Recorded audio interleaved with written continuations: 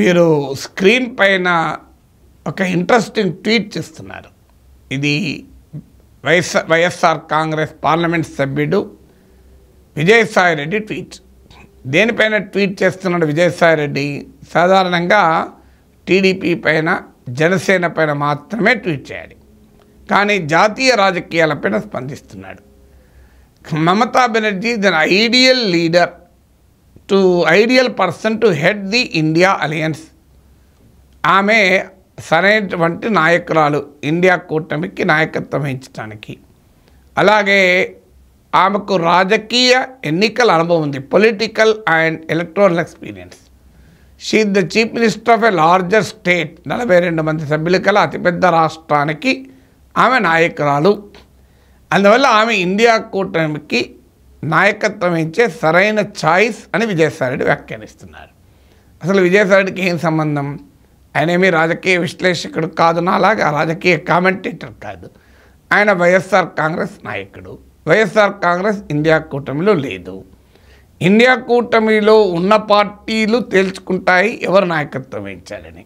పోనీయండి, మమతా బెనర్జీ నాయకత్వం వహిస్తే వైఎస్ఆర్ కాంగ్రెస్ ఇండియా కూటమిలో చేరుతుందా?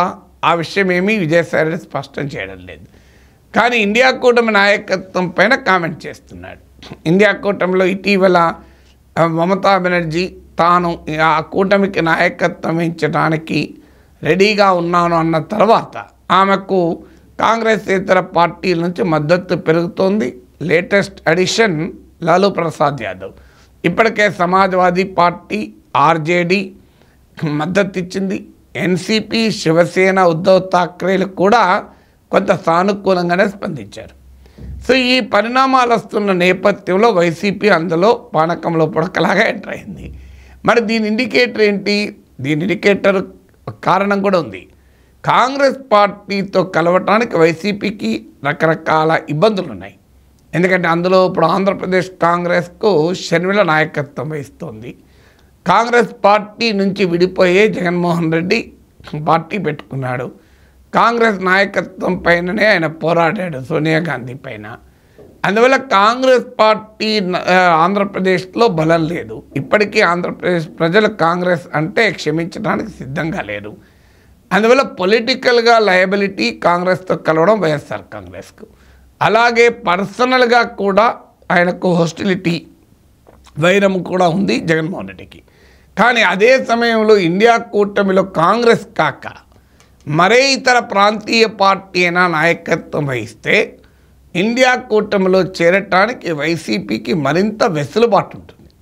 అందుకే ఇండియా కూటమిలో కాంగ్రెస్ కాక ఒక రీజనల్ పార్టీ నాయకత్వం వహించాలి అని అనడంలో ఉద్దేశం అది. ఇటీవల మీకు గుర్తుండే ఉంటుంది, జగన్మోహన్ రెడ్డి చంద్రబాబు నాయుడు నాయకత్వంలో ఎన్డీఏ ప్రభుత్వం వచ్చాక మాపై దాడులు జరుగుతున్నాయి అని చెప్పి ఢిల్లీలో నిరసన తెలిపాడు.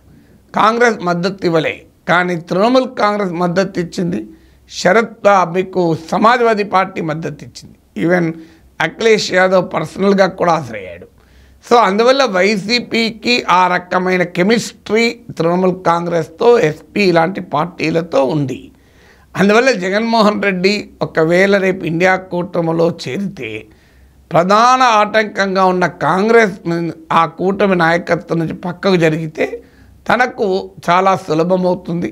పర్సనల్ ఎంబరాస్మెంట్ ఉండదు, పొలిటికల్ లయబిలిటీ కూడా ఉండదు అనేది వైసీపీ ఆలోచన. ఎందుకంటే ఇప్పుడు వస్తున్న వార్తలు అయితే వైఎస్ఆర్ కాంగ్రెస్ పార్టీ ఇండియా కూటమిలో చేరడాన్ని కొట్టిపారేయలేము.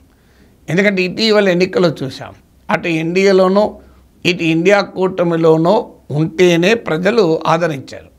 అటు ఇండియా కూటమిలో ఎన్డీఏలోనూ లేకపోతే దెబ్బతిన్నారు.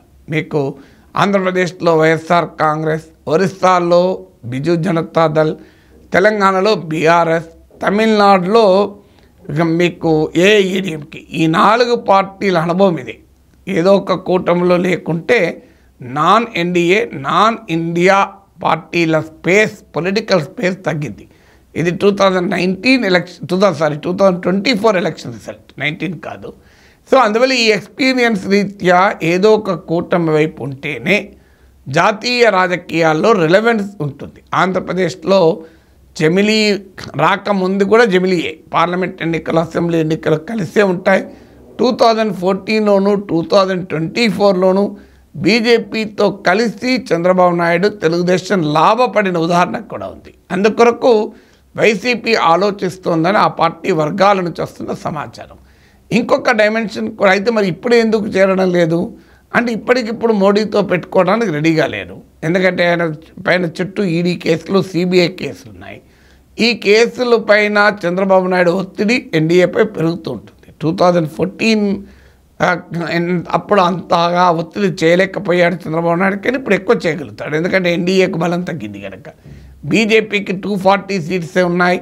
నితీష్ కుమార్ చంద్రబాబు నాయుడు పైనే మోడీ ఆధారపడ్డాడు కనుక ఖచ్చితంగా జగన్ పైన చర్యలకు చంద్రబాబు నాయుడు, టీడీపీ ఒత్తిడి చేసే అవకాశం ఉంది. ఆ ఒత్తిడి పెరిగితే మోడీ ఎక్కడైనా తన పైకి కేంద్ర సంస్థలను పంపిస్తే ఇక తనకు అనివార్యం. బీజేపీతో పరోక్షంగా అనుకూలంగా ఉన్నా కూడా తనపైకి సిబిఐ ఈడీలు వస్తాయి అని అనుకున్నప్పుడు జగన్ తనకు జాతీయ స్థాయిలో మద్దతు కావాలి. ఎందుకంటే ఇతర పార్టీల మద్దతు కూడగట్టుకోవటానికైనా ఇండియా కూటమి వైపు వెళ్ళే అవకాశం కూడా ఉంది. అందువల్ల ఈ వ్యూహం వల్లనే బహుశా విజయసాయి రెడ్డి కాంగ్రెస్ నాయకత్వం లేని ఇండియా కూటమి కోరుకుంటున్నట్టుగా ఈ ట్వీట్ చూస్తే అర్థమవుతుంది.